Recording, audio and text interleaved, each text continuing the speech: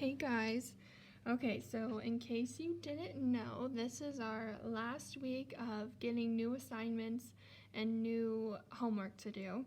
Next week, we will be focusing on catching up on any missing assignments you might have and getting your books back into the school. So, this is our last week.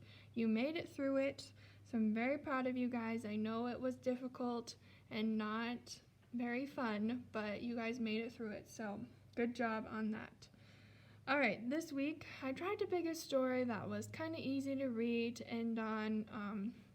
This is the one I ended up going with. It's a little bit different, but it's a short story, which I think short stories the majority of you like compared to the poems and the informational text. So hopefully this one isn't too bad for you guys, but if you haven't read the story yet, I need you to pause the video and come back when you have read it. Otherwise, this is not going to make any sense at all. All right, so Train Time, that's the story you're reading, a short story by Darcy McNichol. It's about, if you read the background, it takes place in the 1800s. It's about this guy called Major Miles, and he is trying to help these Native American children. There's 30 of them, 25 boys and 5 girls. He's trying to help them by sending them off to a school to get educated. Now, he thinks he's helping them, but the kids really don't want to be helped. They want to stay home and be with their families and take care of their families, and it's a little, you can see how our cultures are different. But it is a good story. It's a little sad, but it's a pretty easy read, so it's not too long either. But after you do read it, you're going to answer these 7 questions like normal on page 334, and then you're going to take your test, which remember it's not really counted as a test, and then you have your spelling. But I'm just going to go ahead and jump into the questions. We'll kind of talk about the story as we go through them, as well as the test questions. So here we go. All right, number 1. Predict what is going to happen to the children waiting for the train. So remember, they're going on the train to get an education, go somewhere to get an education. They're actually going to a boarding school in Oregon, and they're going to have to try to fit into that mainstream culture, and it's just going to be a lot of change, but that's what's going to happen. Number 2, reread lines 17 through 27. What does this section tell you about Major Miles? What methods of characterization was used to convey that information? So this is when he's kind of getting the kids corralled together, making sure they're all there, and he's yelling out things like, it says, Major Miles boomed, you get back here, all of you stand back. So he's really showing his authority. You can tell that he's a powerful man. He's used to being listened to. So that kind of tells you about Major Miles. All right, number 3, how does Major's point of view differ from the other characters of the point of view? So we can see right away that Major Miles really thinks he's helping the kids in the best way, that is to try and get the best education. Now really we can see from the kids, the 30 of those children, that they really don't think this is helping. They just don't want to be sent away. They want to stay with their parents, and their parents kind of feel the same way too. It says their parents are frightened and uneasy, so that kind of gives you the different points of view from them. Number 4, what section of the story is told as a flashback? What does the flashback reveal about the plot and the characters?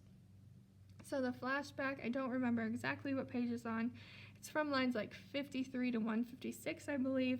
It happened 6 months before this, when they're getting on the train. And it's about when Major Miles meets the little boy. I believe you pronounce his name Enos. That's how I would pronounce it, I guess. But it tells us about the first time he met him.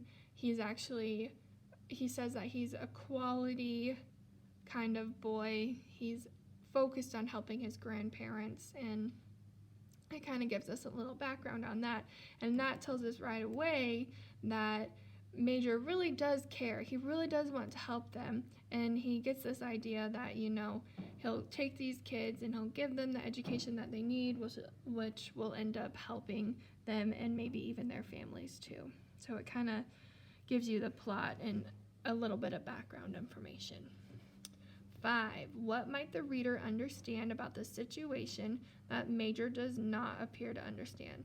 So, as we said, Major thinks he's helping them, right? But we can see as readers that the kids don't want to go. They're kind of crying when they're standing in line for the train, and they're huddling back. They're not getting too close. So we can see just by their actions that they don't want to go, which Major doesn't understand quite yet. He might, towards the end, we kind of get a little understanding that he does start to notice their emotions, but you can just tell from Major that he's not very he doesn't sympathize with the kids. So he doesn't understand. Number 6, how does the setting, the time, and place of the action affect the reader's understanding of the characters? So the setting is an Indian reservation back in the 1800s.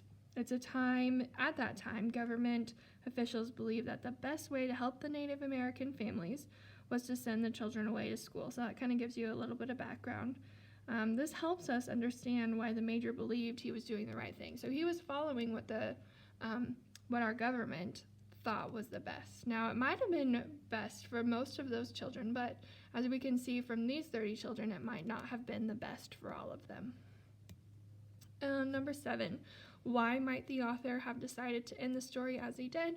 So in the end, Major is trying to tell the kids something important. We're not really sure what it is. He never gets to it. In the end, he runs out of time and he says, be good. So why do you think the author might have decided to end the story that way? I think maybe to tell us that his message, Major's message, wasn't really that important. It might have been even a little bit pointless just because he never got to it and the kids still went and they left. But that's what I think. You might think something different, which is okay. So those are some hints, some answers to 1 through 7. I'm trying to help you guys as much as I can. That way it makes more sense. But I know this story was a bit weird. I thought, it might be an easy story to get through, and it wasn't too bad. Okay, let's move on to the test questions.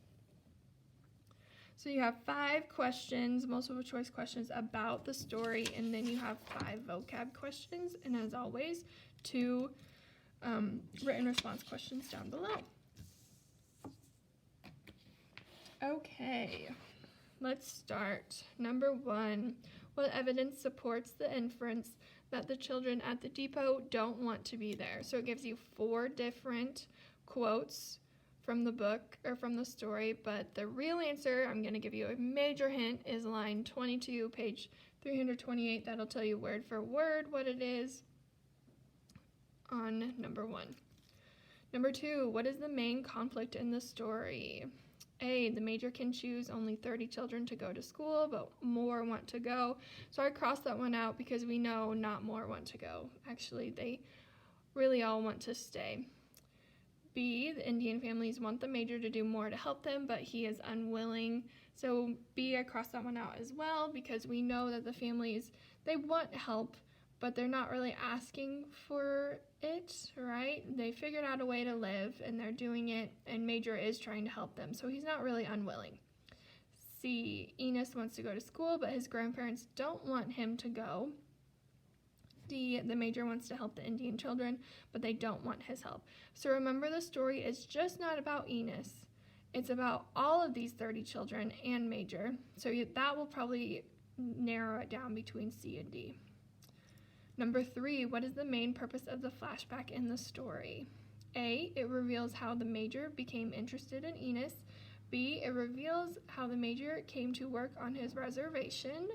C, it reveals why Enos was so close to his grandparents. So I crossed that one out because, yes, it does kind of reveal that, but that's not the whole point, right? The point, we're focusing on Major and the little boy and the 29 other kids. So it's not just about how he treats his grandparents. or D, it reveals how hard life was on the reservation. I cross that off because, yes, it does reveal that life on the reservation was hard, but that's not the whole point. So remember the stories about meeting the little boy and his family and kind of showing his interest in that. So A and B, those are the two that I would pick from. 4, the major believed that Enos was a boy of quality because he was devoted to his grandparents. He appreciated the major's help. He spoke so intelligently.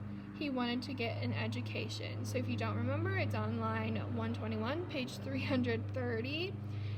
Just remember, Enos was so focused on helping his grandparents. He would go and get wood for them, bring it back right away, and just make sure that they had enough. So just keep that in mind as you are answering number 4. And number 5, why does the major want to make a statement at the end of the story? A, to warn children to behave. So he does say be good, but I crossed that one off because that's not the whole point, right? He ran at a time that wasn't what he was going to say. B, to show how important the moment is. C, to explain his ideas about education. Or D, to comfort the children who are crying. I crossed out D. We know Major doesn't really notice. He's not very good with this sad part. So I crossed out A and D. It's in between B and C. Just remember in a couple lines before the end, it says the vital moment had come and gone, basically. So vital means important, you need it. So keep that in mind as you are answering number 5. All right. 6, 7, 8, 9, and 10 are all vocab. So if you don't remember these words, please go back and use your book. Most of the time, the definition is one of these answers. So please go back and use your book if you don't remember. The words are exasperated, conscience, ponderous, inexplicable, and ignorance. Those are the 5 words. All right, 11 and 12. Remember, guys, 2 sentences just like August on both of these, just like since we've been doing since August. Okay, number 11. Why was the major confused when Enos asked, why do I have to go away? So what do you think? Why was he confused? Remember, he thinks he's helping, but is he really?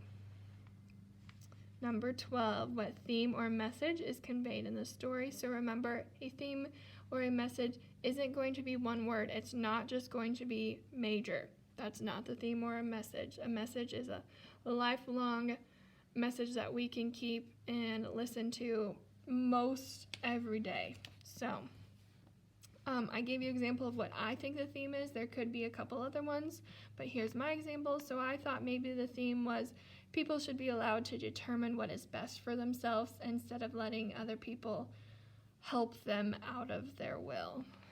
So that's what I thought. There could be a couple others. Just tell me what you think on that. And then when you are done with those, you have your last spelling book chapter of the week, or of the school year. So it's chapter 24, pages 130 through 133. And then after that, guys, you're done. So send those to me, take pictures, scan them in, and email them to me. But then you're done with reading for the whole entire year. Like I said, I know this wasn't a fun way to end the year. I definitely didn't want to end the year like this, but I'm very proud of you guys for doing well. I hope I get to see you guys soon, but if I don't get to see you, then I hope you have a wonderful summer. I hope it's full of fun activities and just plenty of time with your family and friends. And I hope all of this ends soon where we can actually go out and do fun stuff. But I hope you guys have a great week. If you need anything at all, please email me. I'm here to help you. All right, guys, I really miss you, but I hope I get to see you soon.